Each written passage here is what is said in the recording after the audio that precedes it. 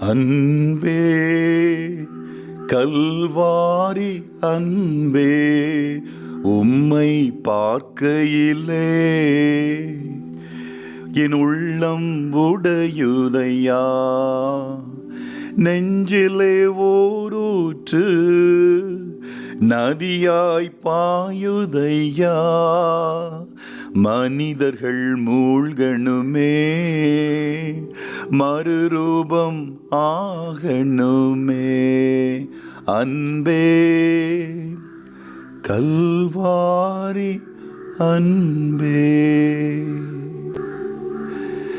உங்கள் பகைவரிடமும் அன்பு கூறுங்கள்.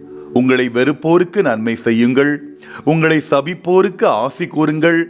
உங்களை இகழ்ந்து பேசுவோருக்காக இறைவனிடம் வேண்டுங்கள்.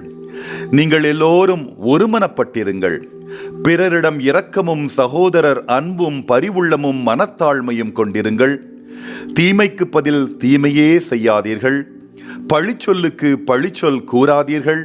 மாறாக ஆசி கூறுங்கள். ஏனென்றால் கடவுள் வாக்களித்த ஆசியை உரிமையாக்கிக் கொள்வதற்காக அழைக்கப்பட்டிருக்கிறீர்கள். தீமை உங்களை வெல்ல விடாதீர்கள். நன்மையால் தீமையை வெல்லுங்கள். நன்றி கூறுகிறோம் தகப்பனே. நன்மையால் நாங்கள் தீமையை வெல்லும் பொருட்டு, எங்களை வெறுப்போருக்கு நாங்கள் நன்மை செய்யும் பொருட்டு, எங்களை சபிப்போருக்கு ஆசி கூறி ஜெபிக்கிறோம்.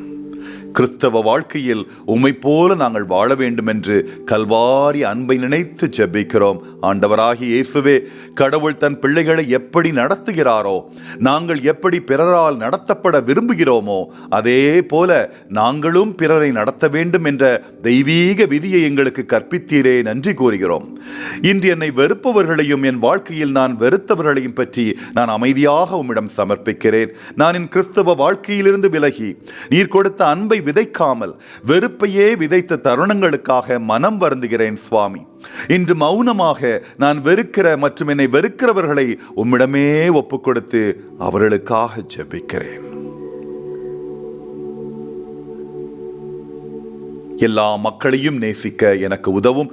குறிப்பாக நேசிக்க கடினமாக இருப்பவர்களை நேசிக்க எனக்கு உதவும். அவர்கள் மீதான என் உணர்வுகளை மறுசீரமைத்து எல்லா கோபங்களிலிருந்தும் விடுபட எனக்கு உதவுவீராக. எல்லாவற்றிற்கும் மேலாக உமது கருணையை மட்டுமே நம்பி வாழும் வரம் தாரும் ஐயா. ஆட்சியும் வல்லமையும் மகிமையும் இப்பொழுதும் எப்பொழுதும் உமக்கே உரித்தாகுக.